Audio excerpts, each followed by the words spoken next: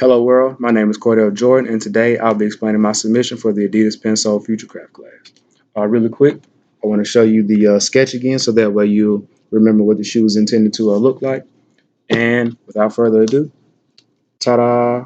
I'm going to go into the shoe. So to start off, I use masking tape and taped over a shoe last to find the correct patterns, how I wanted that to how I wanted to actually look on the shoe. So on the lateral we have leather, and on the medial, this is actually a material that's used for like most curtains, but I like the prime knit look of it, so I wanted to go with it. And I also like the frizzy look that it has on the edges of it.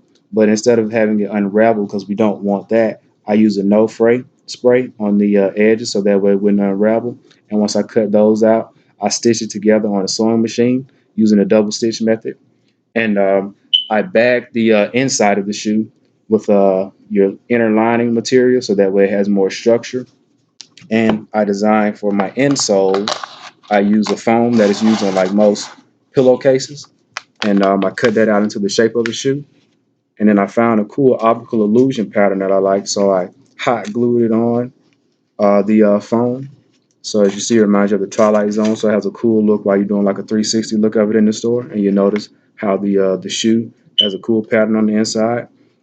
And once I stitched all the panels of the upper together, I cut out another pattern that fit into the shape of the outsole, and I stitched the that piece to the panel by hand. So I stitched those one, one, two, three, four, five, six going around. Um, and then for the insole of the shoe, well, the outsole of the shoe, I'm sorry, I use air dry clay.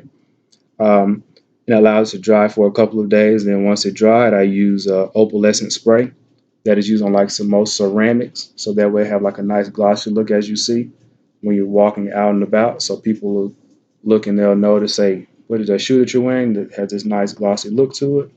And you just tell them that, hey, this is the Adidas Rhythm. And to go back into the upper, once I stitched all the pieces together, I sat the shoe last back inside of it and I used a stiffening spray and I allowed it to dry. Then I sprayed it again so that way it maintains its structure, so that way it doesn't cave in while you're wearing it. And to bring the upper and the bottom together, I use hot glue. So I hot glue the bottom piece into the outsole of the shoe. And then there we have it. So here is the shoe. Here's the sketch, and hopefully you enjoyed the design as much as I designed making it. Thank you. Peace and love.